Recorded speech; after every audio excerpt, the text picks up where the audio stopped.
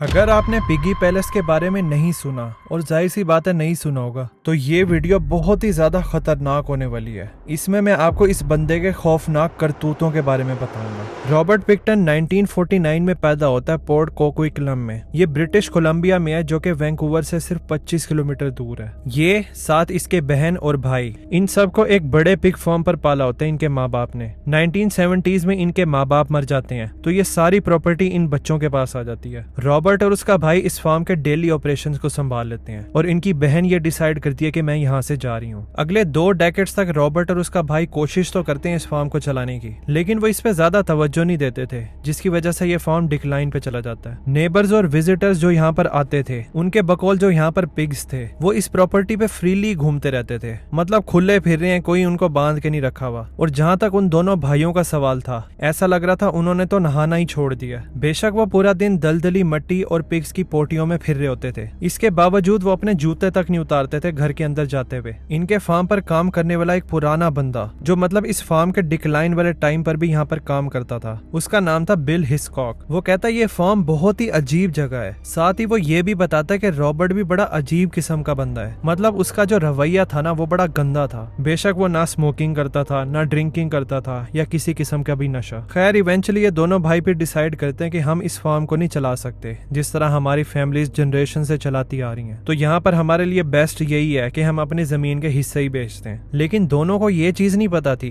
कि हमारी जमीन की कीमत क्या है। तो 1994 से 1995 तक ये अपनी तकरीबन पूरी ही प्रॉपर्टी को अर्बन डेवलपर्स को बेच देते हैं, वो भी $5 मिलियन से भी ज्यादा कीमत पर। और फिर एकदम से ये फेल्ड पिग फार्मर्स मिलियनर्स बन जाते हैं और दोनों को कुछ समझ नहीं आती कि हम इस पैसे के साथ करें क्या। फिर जब इनको साल गुजर जाता है पैसे रखे हुए और कुछ भी नहीं काम करते ये डिसाइड करते हैं कि हम अपने पैसे के साथ अच्छाइयाँ करते हैं। तो 1996 में ये ऑफिशियल चैरिटी को एस्टेब्लिश करते हैं जिसका नाम था piggy palace good time society. इनकी चैरिटी का जो मकसद था एटलीस्ट ऑन पेपर वो ये था कि हम डिफरेंट ऑर्गेनाइजेशंस के लिए पैसा इकट्ठा करेंगे जिनका हमें लगता है कि वो डिजर्विंग है, और ये हम करेंगे इवेंट्स को ऑर्गेनाइज करके, जैसे कि डांसेस हो गए, शोज हो गए। अब वैसे तो इनकी चैरिटी की इंटेंशंस यही होती हैं, लेकिन बाद में इसमें बहुत ही ज्यादा ड्रग्स, अल्कोहल फ्यूल पार्टीज होना शुरू हो गई थी इनके उस स्लॉटर हाउस में, जो कि बेशक अब वो यूज नहीं होता था क्योंकि इन्होंने पिग फार्मिंग तो करना छोड़ दी थी, लेकिन इसके अंदर वाजे तौर पर सीलिंग से बड़े बड़े हुक नीचे की तरफ आ रहे होते थे और साथ ही जमीन पर हर तरफ खून के धब्बे थे।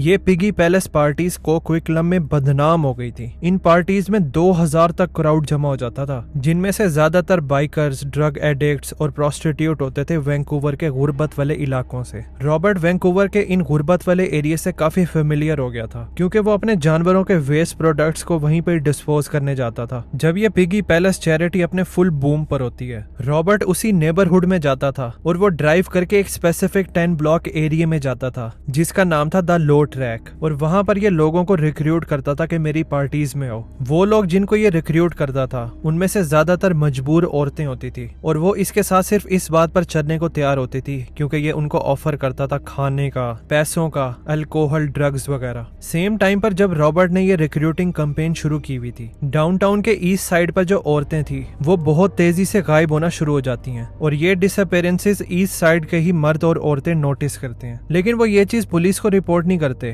क्योंकि इनको जनरली पुलिस और अथॉरिटी फिगर्स पर भरोसा ही नहीं होता। लेकिन जैसे जैसे बहुत ज्यादा अलार्मिंग रेट पर औरतें गायब होना शुरू हो जाती हैं, वो भी इस डाउनटाउन ईस्ट वाली साइड पे, तो यहाँ पर इस एरिया में एक सीरियल किलर के रूमर्स फैलना शुरू हो जाते हैं। इस इलाके के जो लोग थे वो भी तब बाहर जाया करते थे जब वो ग्रुप में होते थे, और इसके अलावा वो हर वक्त अलर्ट होते थे, इर्द गिर्द देखते थे कि कोई चीज स्ट्रेंज तो नहीं है, कोई गाड़ी, कोई बंदा, कोई ऐसी चीज तो नहीं दिख रही जिसको यहाँ पर नहीं होना चाहिए। अब इतनी सिक्योरिटी के बावजूद भी यहाँ पर औरतें फिर भी गायब होती जा रही थी और किसी को भी इसकी वजह नहीं पता थी। पुलिस को फाइनली फिर ये बता देते हैं इन मिसिंग औरतों के बारे में, लेकिन उनका रिस्पॉन्स बड़ा ही अजीब होता है इस बारे में। अब क्योंकि इन गायब हुई हुई औरतों की कोई बॉडीज नहीं मिली थी, तो पुलिस ये कहती है कि ये अज्यूम किया जा सकता लगता है कि इसमें उन औरतों की ही गलती है। उनका ये जो लाइफस्टाइल था उसी वजह से ये सब हुआ इनके साथ। या तो वो कहीं भाग गई हैं, या तो वो नशे की वजह से ओवरडोज होकर कहीं मर गई होंगी, इसी वजह से उनकी बॉडी नहीं मिली। अब बेशक यहाँ पर डाउनटाउन ईस्ट के लोग नहीं मान रहे थे इस बात को। वो कहते हैं नहीं, ये चीज अलग है, यहाँ पर जरूर कुछ ना कुछ गड़बड़ है। पुलिस बेसिकली कहती है नहीं भाई, हम नहीं इन्वॉल्व होते इस मामले में। जब न्यूज़पेपर को ये चीज पता चलती है कि पुलिस इस मामले में कोई इंटरेस्ट ही नहीं ले रही, तो वो पुलिस को क्रिटिसाइज करने लग जाते हैं कि वो जानकर डिप्रायोरिटाइज कर रहे हैं इन औरतों को, क्योंकि उनमें से मेजॉरिटी ड्रग एडिक्ट्स और प्रोस्टिट्यूट्स थी।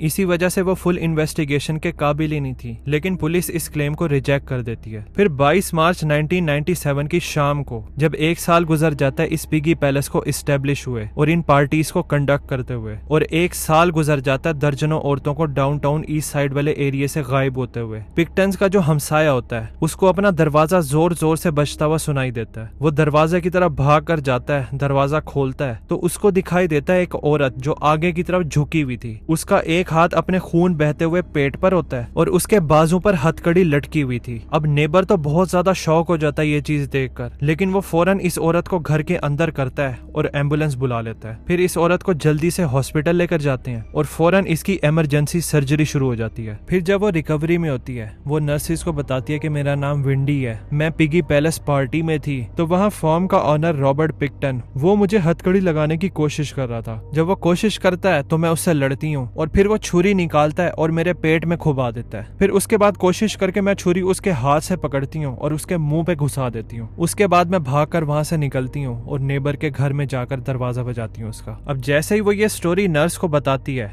रॉबर्ट पिक्टन खुद वो इसी हॉस्पिटल में ही आ जाता है और उसके चेहरे पर बड़ा ही सीरियस कट का निशान होता है छुरी का। मेडिकल स्टाफ ने पहले से यहाँ पर पुलिस को बुलाया हुआ था, तो वो अंदर आते हैं, रॉबर्ट को सर्च करते हैं। उनको रॉबर्ट की जेब से एक हथकड़ी की चाबी मिलती है और उसी सेम चाबी से वेंडी के हाथ की हथकड़ी खुलती है। जब पुलिस ये चीज देखती है तो वो रॉबर्ट को अरेस्ट कर लेती है अटेम्प्ट करने में मर्डर के। जब रॉबर्ट कस्टडी में होता है तो वो पुलिस को बताता है कि वेंडी झूठ बोल रही है। वो कहता है वो तो है ही ड्रग एडिक्ट, वो मेरी पिगी पैलेस पार्टीज में आती थी और मैंने वहां पर उसको चोरी करते हुए पकड़ा है। फिर जब मैं उससे कन्फ्रंट करता हूँ तो मैं छुरी निकालता हूँ, फिर लड़ाई की वजह से हम दोनों जख्मी हो जाते हैं। रॉबर्ट कहता है मैं तो बड़ा लकी हूँ कि मैं जिंदा बच गया हूँ। पुलिस उसकी बात ही मान लेती है, वो इसके सारे चार्जेस को खत्म करती है और इसको जाने देती है। फिर जब रॉबर्ट वापस अपने फार्म पर जाता है तो बिल हिचकॉक जो उसका आखिरी वर्कर होता है वहां पर काम करने वाला, उसको रॉबर्ट पर बहुत ज्यादा शक होने लग जाता है। उसको ये चीज पता थी कि डाउनटाउन ईस्ट वाली साइड पर औरतें गायब हो रही हैं और उसको ये चीज भी पता थी कि रॉबर्ट वहां पर जाता है और औरतों को उठा कर लाता है अपनी पार्टीज के लिए। और बिल को वैसे भी हमेशा से गट फीलिंग होती है कि रॉबर्ट के साथ कुछ ना कुछ मसला जरूर है, लेकिन वो इस गट फीलिंग को दबा कर रखता है कई महीनों तक। फिर फाइनली वो डिसाइड करता है कि मुझे इस बारे में किसी ना किसी को बताना पड़ेगा। तो वो क्राइम स्टॉपर टिप लाइन को कॉल करता है, तो वो कहता है रॉबर्ट ने ही विंडी पर अटैक किया था, ना कि विंडी ने रॉबर्ट पे, और शायद रॉबर्ट ही उन सारी मिसिंग औरतों के गायब होने की वजह है जो डाउनटाउन ईस्ट साइड से गायब हुई थी। बिल ये चीज भी बताता है कि रिसेंटली एक फीमेल पार्टी गेस्ट थी, उसने औरतों के कपड़ों की ढेरियां देखी थी रॉबर्ट के ट्रेलर में, और साथ ही कम से कम वहां पर 10 औरतों के पर्सेज और आईडी कार्ड्स थे। तो फिर पुलिस लिसा से फॉलो अप करती है ये पूछने के लिए कि भाई तुमने वहां पर क्या देखा था, लेकिन वो रॉबर्ट से डरती थी, इसलिए वो कहती है मैं कोऑपरेट नहीं कर रही। तो इस बयान की वजह से पुलिस सर्च वारंट ही नहीं ले पाती, जिसकी वजह से वो फर्दर इन्वेस्टिगेट कर पाए। फिर वो इस मामले पर ज्यादा तवज्जो नहीं देते और दूसरे केसेस पर मूव ऑन हो जाते हैं। अगले कुछ सालों तक पिक्टन इन पिगी पैलेस पार्टीज को ऑर्गेनाइज करता रहता है अंटिल ये सिटी ही इन पार्टीज को शट डाउन करवा देता है। इसके साथ ही दर्जनों और भी औरतें गायब होती रहती हैं और उन पे भी पुलिस खास इन्वेस्टिगेशन नहीं करती। बेशक इसका मुलाजिम पुलिस को बार बार बता रहा था कि रॉबर्ट पिक्टन ही इन डिसअपीयरेंसेस के पीछे है, लेकिन वो उसको सीरियस ही नहीं लेते। फिर फाइनली 2002 में इस पिक्टन फॉर्म का एक पुराना मुलाजिम होता है, वो सामने आता है पुलिस के और कहता है मैंने पर्सनली रॉबर्ट के ट्रेलर में इलीगल वेपन्स देखे हैं। ये इन्फॉर्मेशन काफी होती है पुलिस के लिए एक सर्च वारंट लेने के लिए और इस फॉर्म को रेड करने के लिए, और फिर उस साल फरवरी में वो यही काम करते हैं। तो रॉबर्ट के ट्रेलर में उनको इलीगल गन्स मिलती हैं, इसके साथ साथ कुछ ऐसी भी चीजें मिलती हैं जो डायरेक्टली कनेक्टेड थी उन औरतों से जो डाउनटाउन ईस्ट साइड से गायब हुई थी। रॉबर्ट को अरेस्ट कर लिया जाता है, लेकिन बेल होके वो बाहर आ जाता है, लेकिन उसको सर्वेलेंस में रखा जाता है और उसको ये भी बोला जाता है कि तुम वापस फॉर्म पर नहीं जाओगे अनटिल हम उसको पूरी तरह सर्च ना कर लें। फिर जब वो मजीद उसको सर्च करते हैं, वहां पर रॉबर्ट के ट्रेलर में उनको एक मिसिंग औरत का खून मिलता है। तो फिर ये रॉबर्ट को दोबारा अरेस्ट कर लेते हैं और उस पर मर्डर के चार्जेस लगते हैं। जब वो जेल में होता है तो इसको एक बंदे के साथ रूम में रखा जाता है। रॉबर्ट को लगा था कि शायद वो मेरी तरह ही मुजरिम होगा जो सजा काट रहा होगा यहाँ पर, लेकिन वो कोई मुजरिम नहीं होता बल्कि एक अंडरकवर पुलिस ऑफिसर होता है और उनका ये सारा इंटरेक्शन रिकॉर्ड किया जाता है। और इस रिकॉर्डिंग में रॉबर्ट कुछ शॉकिंग स्टेटमेंट्स देता है।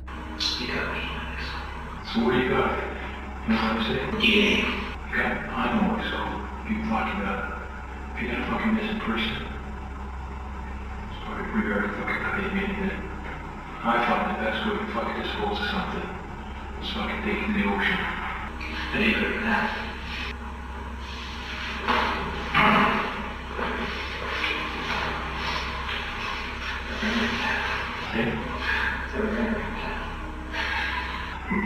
No shit. That's gotta be fucking pretty good. Hey? Mm-hmm. Too much fucking left.